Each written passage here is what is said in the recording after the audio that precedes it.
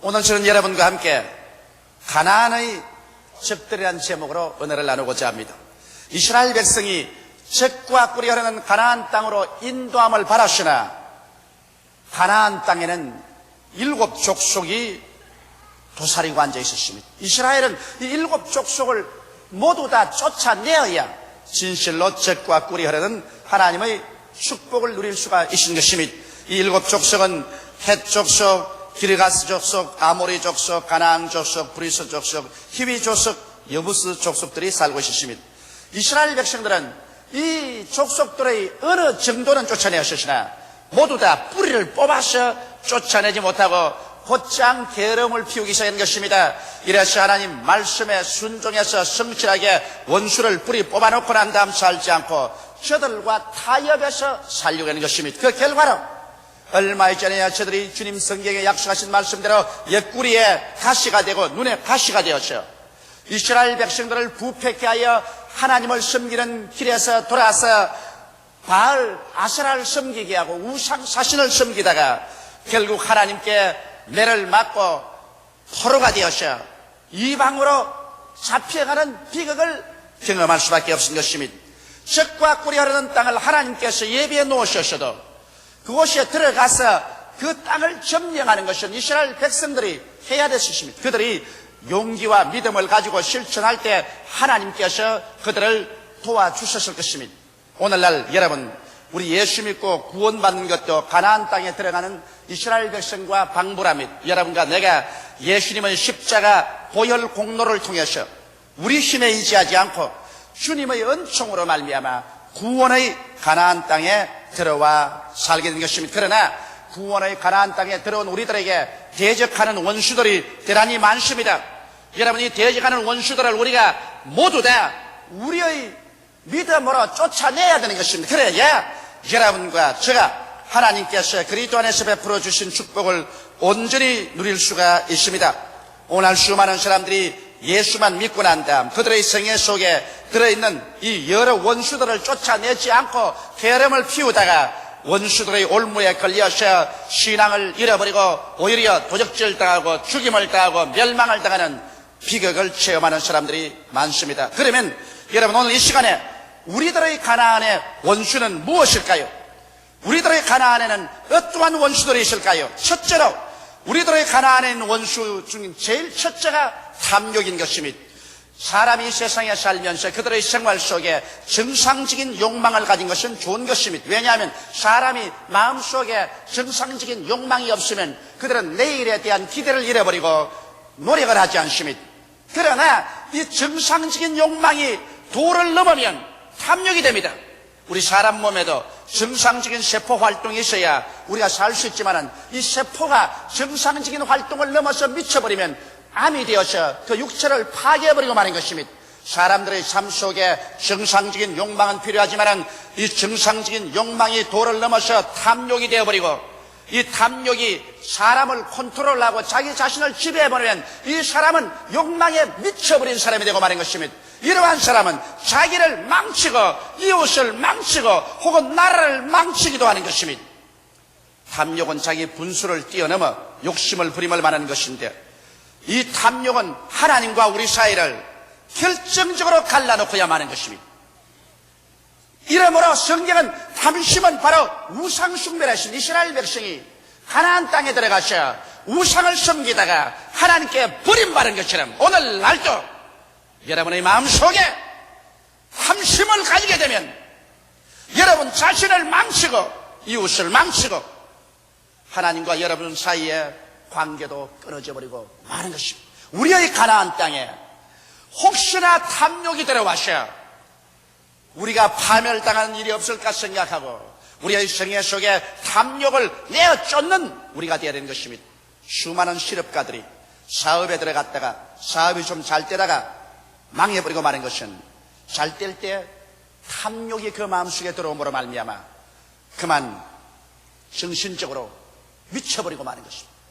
욕망의 포로가 되어버리면 자기 욕망을 자기가 다스리지 못하면 파탄에 이르고 그로 말미암아 하나님 세계 속에서 쫓겨나고 마는 것입니다. 둘째로 우리의 가나안에서 우리가 쫓아내야 될 원수는 음란과 방탕입니다.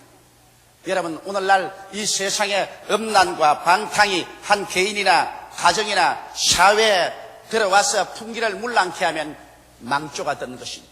옛날에도 여러분 소돔과 고모라가 음란과 방탕으로 하나님께 심판을 받아 망한 사실을 압니다. 오늘날 세계적인 문명의 거대한 한 발상지였던 저 봄베이시가 음란과 방탕 때문에 비스비오스 화산이 폭발해서 잿더미 속에 들어간 사실은 우리는 잘 알고 있습니다. 이와 같이 음란과 방탕은 여러분 우리가 아무리 가나안 땅에 들어왔다 할지라도 이 음란과 방탕 속에 있으면 개인이 망하고 가정이 파괴되고 사회와 국가가 망하는 것입니다. 성경에는 에베소서 5장 3절로 7절에 음행과 온갖 더러운 것과 탐욕은 너희 중에서 그 이름이라도 부르지 말라. 이는 성도의 마땅한 바니라. 누추함과 어리석은 말이나 희롱의 말이 마땅치 아니하니 돌이켜 감사하는 말을 하라. 너희도 이것을 정녕 알거니와 음행하는 자나 더러운 자나 탐하는 자 곧 우상 숭배자는 다 그리스도와 하나님의 나라의 기업을 얻지 못하리니 누구든지 헛된 말로 너희를 속이지 못하게 하라. 이를 인하여 하나님의 진노가 불순종의 아들들에 임하나니 그러므로 저희와 함께 참여하는 자가 되지 말라고 경고하고 있습니다. 여러분, 음란은 하나님의 성전인 몸에 범하는 죄가 되는 것입니다. 여러분과 나의 몸은 예수 그리스도의 피로서 값주고 산 성전이라는 사실을 알아야 됩니다. 고린도전서 3장 16절로 17절에 너희가 하나님의 성전인 것과 하나님의 성령이 너희 안에 거하는 것을 알지 못하느뇨. 누구든지 하나님의 성전을 더럽히면 하나님이 그 사람을 멸하시리라. 하나님의 성전은 거룩하니 너희도 그러하니라고 말한 것입니다. 여러분과 나의 몸은 하나님의 성령께서 거하는 처소지 음행을 위해서 만드는 것은 아닌 것입니다. 음란과 함께 우리가 방탕을 내어 쫓아야 됩니다. 방탕이란 뭘까요? 방탕은 언제나 술 취함으로 시작하는 것입니다. 에베소서 5장 18절에 술 취하지 말라. 이는 방탕한 것이니 오직 성령의 충만함을 받으라고 말하셨습니다. 생활 정도가 좀 좋아지고 부유해지면 거기에서 스며드는 무서운 죄가 바로 방탕인 것입니다. 이 술집에서 저 술집으로 술 취하고 방탕하여 그 길로서 음란하고 그리고 정신적인 파탄에 들어가는 것입니다. 이렇기 때문에 사람들이 이 세상에 부귀와 영화도 그를 받을 만한 도덕적인 근거가 없으면 부귀와 영화는 무서운 해독이 되고 파멸이 되는 것입니다. 우리는 경제 성장을 바라고 우리는 더 잘 살기를 바라지만은 여러분 우리가 경제 성장과 더 잘 살 수 있는 그 바탕인 도덕적인 무장이 되어 있지 아니하면 경제 성장과 더 잘 살게 되는 환경은 오히려 우리를 파멸로 이끌어가는 선구자가 되어버리고 마는 것입니다. 이렇기 때문에 여러분 우리 예수 믿고 난 다음에 우리의 생활 속에 우리의 가나안 땅에 젖과 꿀이 흐르기 위해서는 음란과 방탕을 내어 쫓지 않으면 안 되는 것입니다. 셋째로 우리의 가나안 땅에 우리는 교만을 내어 쫓아야 되는 것입니다. 교만은 자기를 과대평가하는 것이 교만인 것입니다.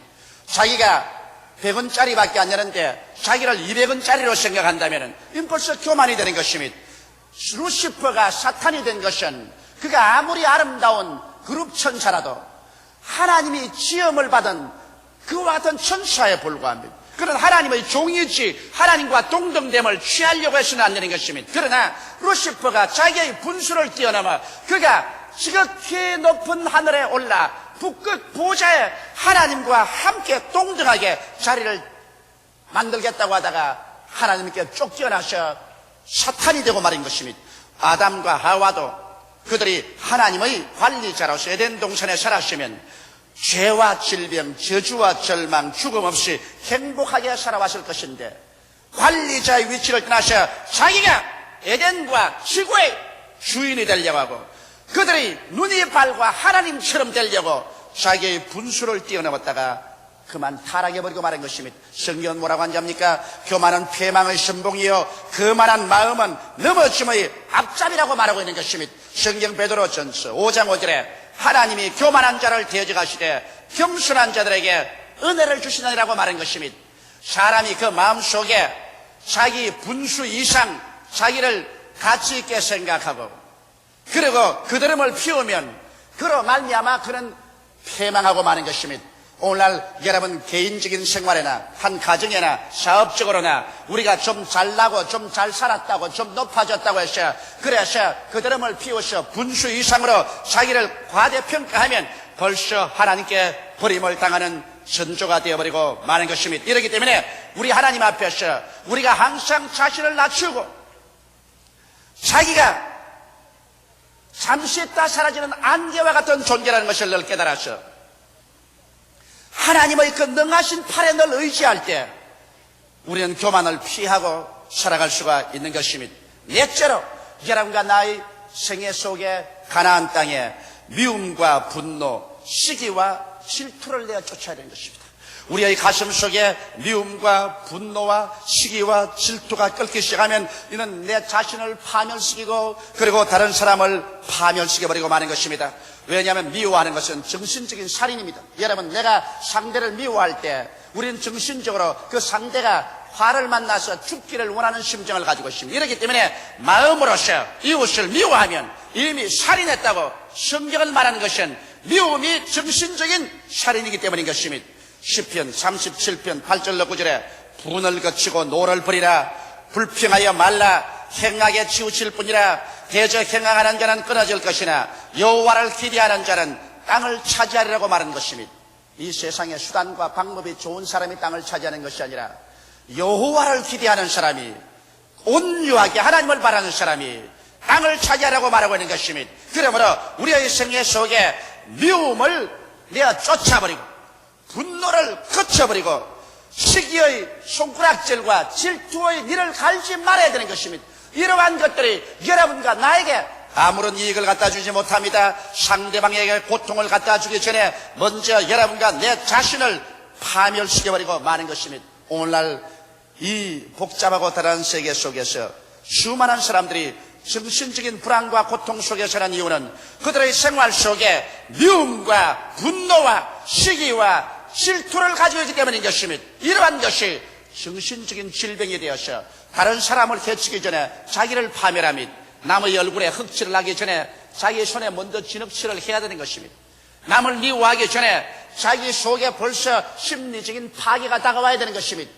분노해서 남에게 욕을 하기 전에 벌써 자기 속에 아드레날린에서 분비물이 솟아오르고 심장이, 위장이, 온 육체의 근육이 긴장을 하고 자기 스스로 속에 파괴가 시작되어야 되는 것입니다. 시기와 질투는 자기 스스로 속에 먹장구름 같은 암흑한 부정적인 사고가 그 영혼을 휩싸 들어와야 그 다음 다른 사람에게 시기와 질투를 할 수 있는 것입니다. 그러므로 이와 같은 것은 정신적인 독약을 먹는 것이므로 여러분, 정신적인 독약을 먹고서 자기가 잘 될 도리가 없는 것입니다. 이렇기 때문에 우리는 우리의 가나안 땅에서 미움을 없애고 분노를 내쫓고 시기와 질투를 모두 다 성산하게 되시기를 주님의 이름으로 축원합니다.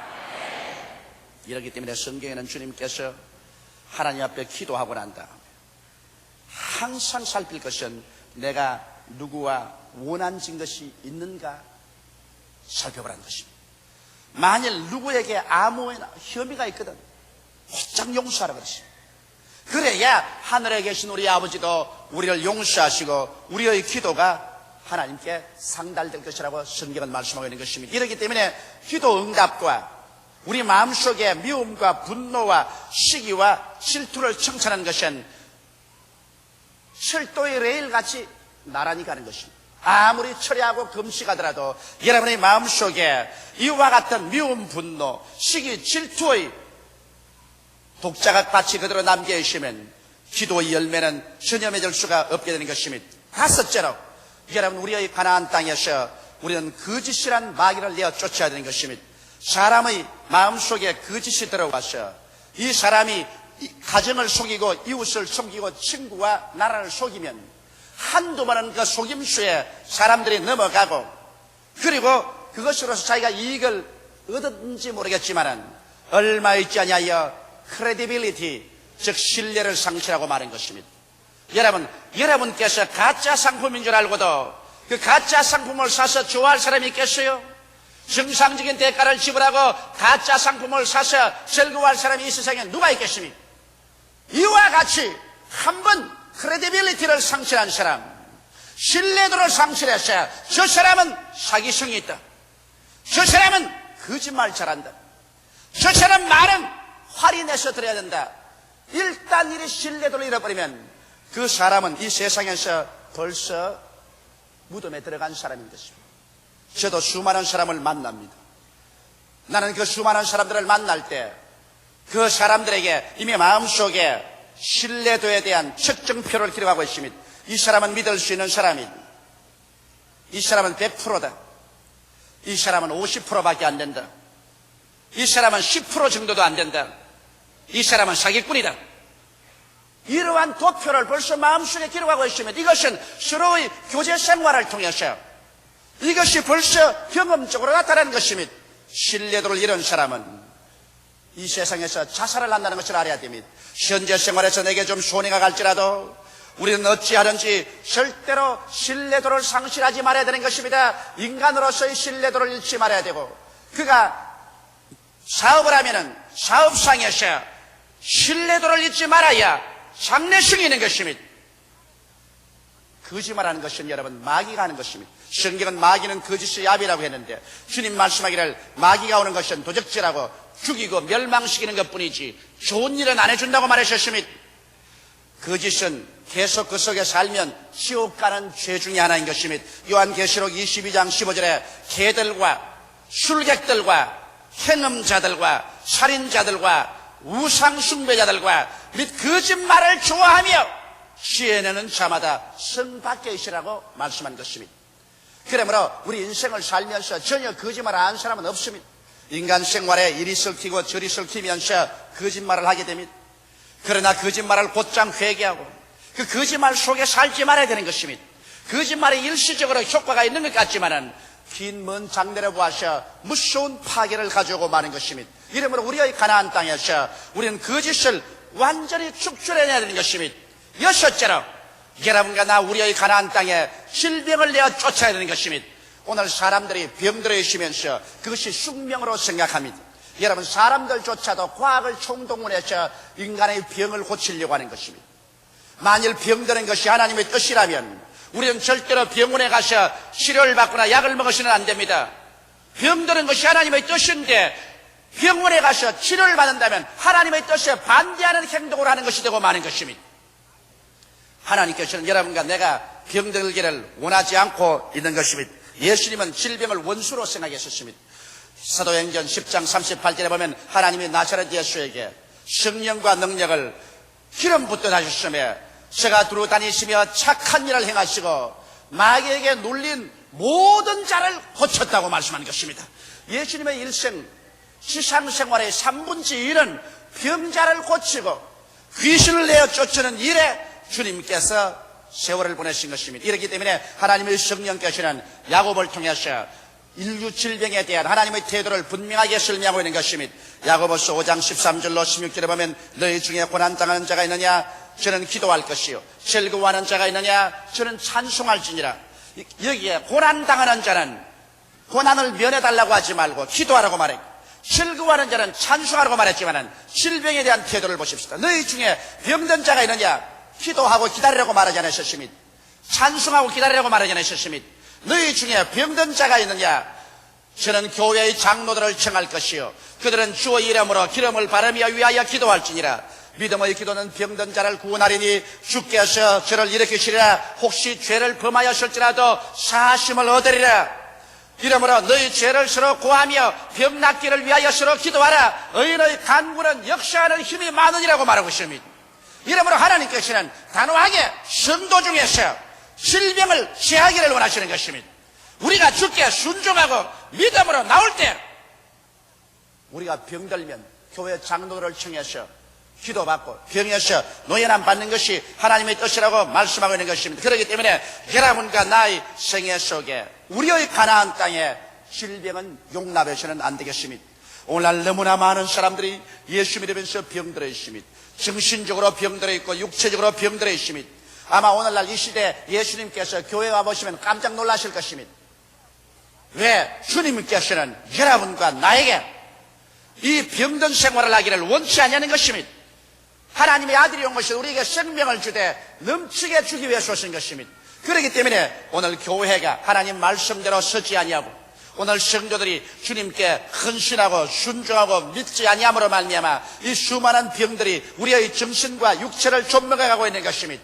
그러므로 주님께서는 이 병을 모두 다 교회가 처리하기를 원하시는 것입니다. 우리의 가나안 땅에서 우리는 병을 다 물리쳐내고 주님께서 작정하신 연계대로 70이요 강건하면 80의 연대를 채워서 주님께서 오라고 할 때 천국에 들어가는 우리들이 되어야 될 것입니다.